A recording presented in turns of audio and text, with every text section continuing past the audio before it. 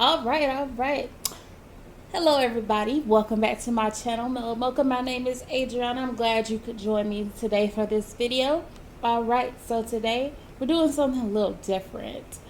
I am a fan of anime and manga, so today I decided to read the most recent part of my favorite, well, one of my favorite anime and manga series, JoJo's Bizarre Adventure. Now, this is part 8, Jojolion, so obviously there are 8 parts in total. And I'm the type of person who I really don't like to start something until like a whole bunch of the work has already been completed or the series is about to end, because I don't like to wait. Like, you read a good chapter and you can like wait a week or a month until the next one, and it's like, no, I don't feel like doing that. So, judging by Steel Ball Run, the part before this one, I believe Steel Ball Run had 95 chapters. And currently, Jojolion, I believe, has 90 chapters. So, with that in mind, I'm thinking Jojolion is about to end soon. So, I said to myself, okay, now's a good time to start reading this. This is about to end. So, even if I read it all now, I won't have to wait too much longer to get the end of the story. So, it's not going to be that bad. So, Jojolion, let's get into this. This is this is a volume 1, chapter 1 of Jojolion. I have already read this chapter, so this isn't like a first impressions type of chapter or thing or whatever. And I'm currently read up to chapter 19. 19 was the last one I read. So I said to myself, you know what? Why don't we enjoy reading this together? And like, hey, this might be something interesting to do on my channel. I was just reading manga series and reviewing anime. But anyway, let's not belabor the point and let's get into this. Alright, so this is chapter 1. Welcome to Morio. Now, if you read part 4, I think this is like an alternate universe or something like that version of part 4, which, side note, is my favorite part of the series. So yeah, part 1, Welcome to Morio. I'm reading the colored scans. Also, side note, if you hear like some static in the background, my fan's on. It's like 90 something degrees today in Georgia, and it's too hot, so I had to put the fan on. Alright, so here's like a map of Morio City, and has little locations highlighted: Lover's Cape, location where the boy was discovered, Higashikata family house, Yasuho Hirose's house, and Yoshikage Kira's condominium. Alright, here are the chapters. Welcome to Morio. And soft and wet parts 1 through 4. Alright, let's go. Should I hide or shouldn't I? I'm not sure. No, holding out here hidden is definitely the right thing to do. But this is so awkward. Even though we only just kissed once, won't you hurry up and go somewhere else? Oh man, squatting like this is making me dizzy. Number 1, welcome to Morio. Well, to be exact, safe probably isn't the right word. He's just hanging in the rocks. Oh, what? And so he's like grumbling in the rocks. The location here is important. There are coordinates that indicate only one thing in this world. The great Class A river's name is OUTCHEA River, and spanning across it is Hagai Bridge. If you cross that bridge from the south to the north side, you'll arrive in S City, Momiji Ward, Morio. The town has a population of 47,228. This is the town's symbol. The town's specialty is beef tongue pickled in miso. Financially, the town is supported by the area for holiday villas that extends out to the coast, as well as tourism, both of which have been around since the age of date Masamune, and recently the remarkable microchip component manufacturing industry. But as one would expect, the great earthquake that happened on March 11th badly hurt Morio as well.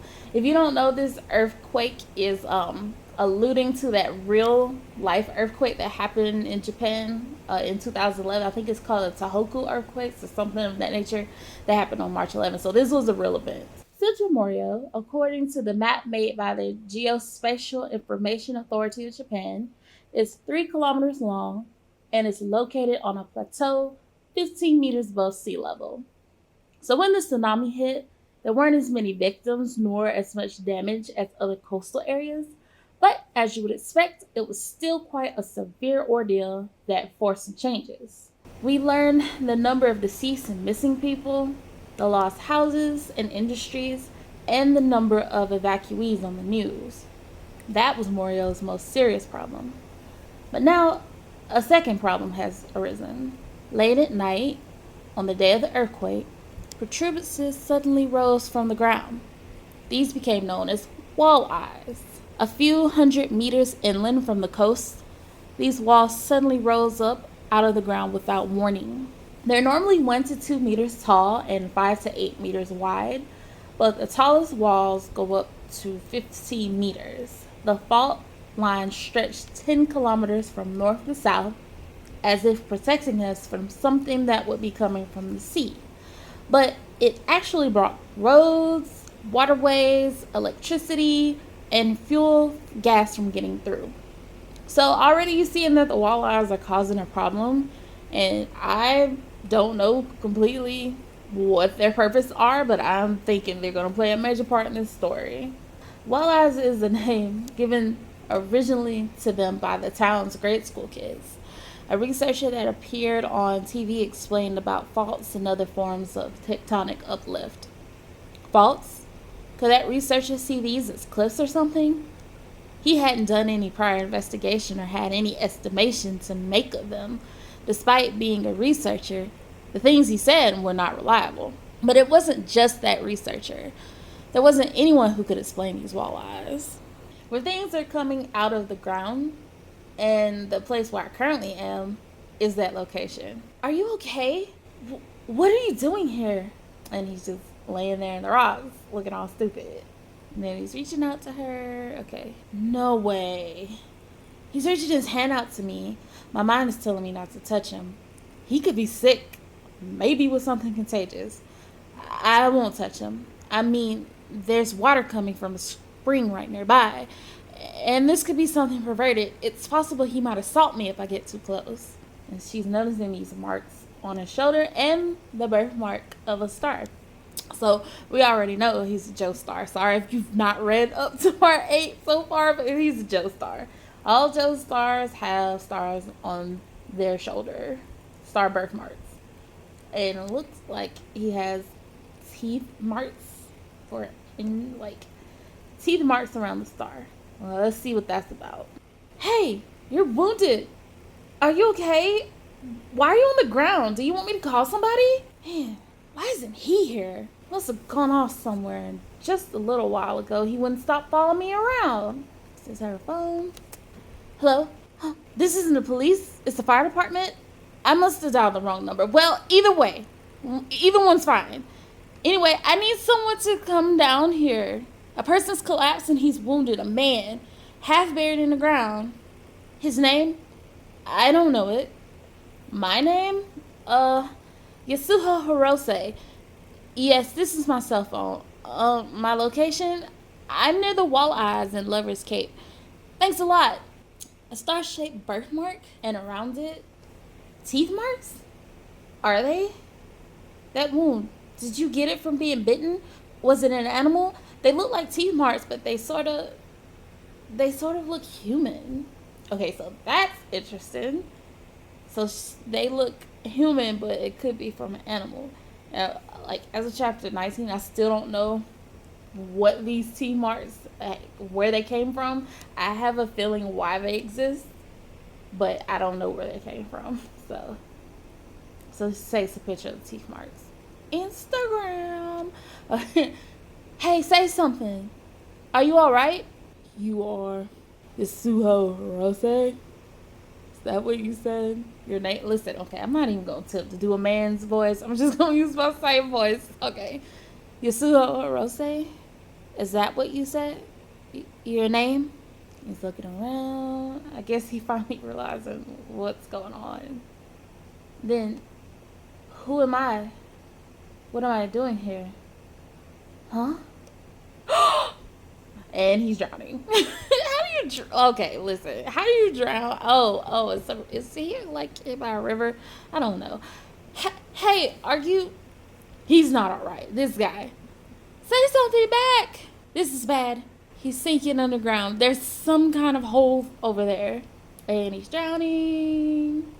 And she's like freaking out. I'm like, oh, what should I do? What should I do? And she finally grabs him.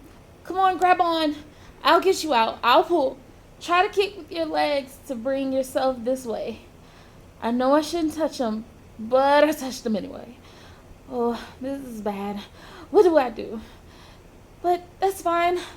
Should I keep touching him? Put your hand around me. Come on. Come on. Hang in there.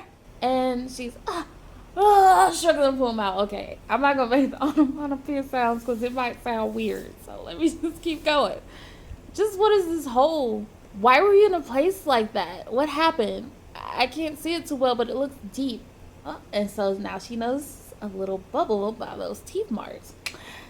So if you've read up till now, you might have an idea why those teeth marks exist. And specifically, it's very interesting that this little bubble is coming out around those teeth marks. What? It's transparent. And it's very interesting that Yasuho can see this little bubble. This boy isn't wearing anything down below either. He's seriously butt naked. Okay, so she sees something on his naked body that's got her shocked. I wonder what that could be. So she's looking at him laying in the grass. Yasuho, what are you doing? Hey you. So her homeboy Jojo's come back. He's annoying. Like, I've read 19 chapters so far. He still annoys me. I hope he gets better. Huh? Aw, give me a break. It's Jojo Higashikata. Where's he been this whole time? He finally shows up. But I'm a little reassured now. At least until the ambulance gets here in a bit. He's starting to cry, so he grabs a rock. Don't know nothing about this boy. He grabs a rock. What? How could this happen? Just try to come up with an excuse. How could you do that to my Yasuho? Huh? My Yasuho? You're kidding, right? What the? Is he? Hold on a second. Since when am I his Yasuho? I told you, I don't like you, Jojo Higashikata. I seriously hate him. He's such an idiot. So he's getting at. She's finally notices that he got that rock and he's finna like swing. No, let me explain. You got it all wrong. Wait, this person is. Get out of the way, Yasuho. So you're trying to protect her. So in trying to protect her, you knock her over and push her out of the way. Boy, you're so dumb. Okay. Well, the boy, he's starting to come around. He's like, oh, you really hit her. And I'm thinking that he's thinking that he's trying to hurt her. I'm not quite sure, but okay. But either way, he's gonna fight him. So they fight a little bit. Blah, blah. Reach, twirl, thump. Yeah! And he hits him. No, he doesn't hit him with a rock, I don't think. I think he just knocks him over. So as you can see, there's little bubbles coming back out of his shoulder. It's all over for you, bastard. Shit. Oh, I can't take it. I can't hold back my feelings. So the little bubble's floating. It's floating. Because I'm going to kill you. I'll kill you, then myself. And so he's going to hit him with this rock. And there goes his eyeballs. Now you're blind. My eyes. My eyes.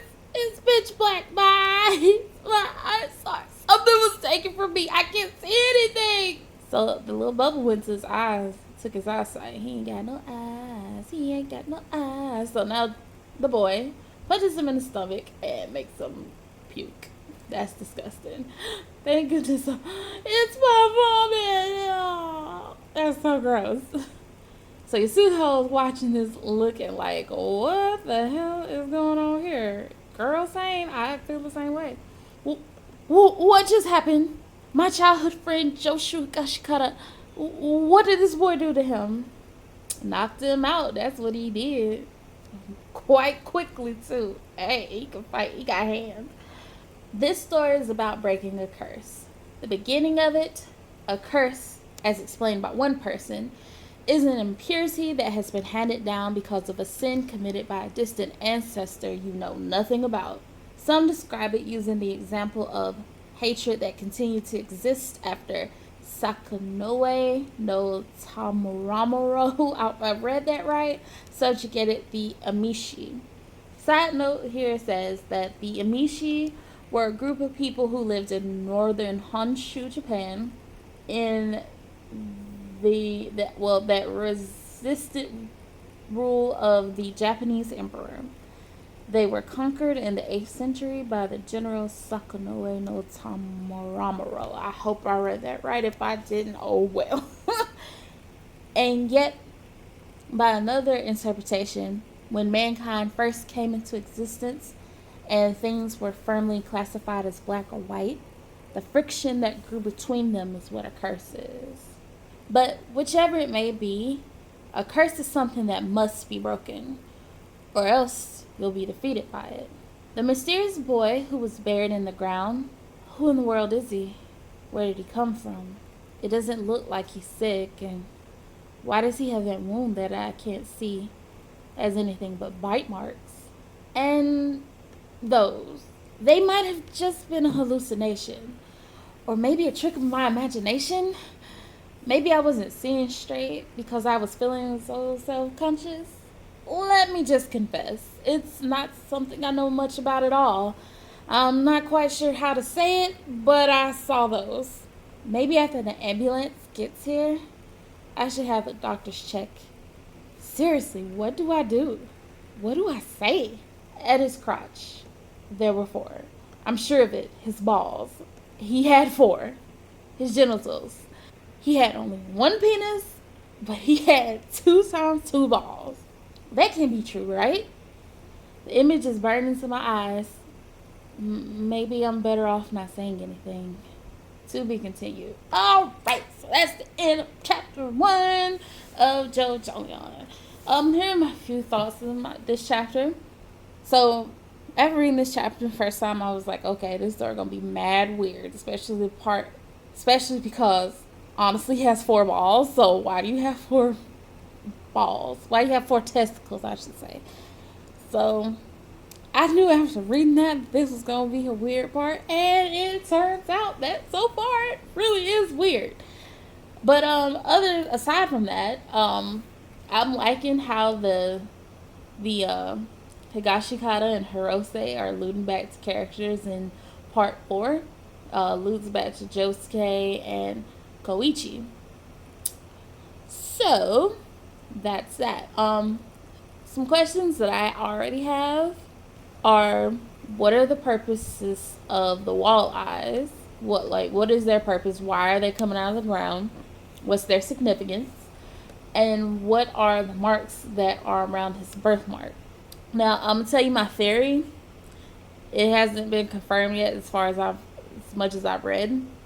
But my theory is, like the arrow in the parts before this, like the parts of the original universe, like during parts 1 through, not 1 through 6, parts 3 through 6, where the arrow would give you your stand power. I'm thinking that's what those teeth marks are.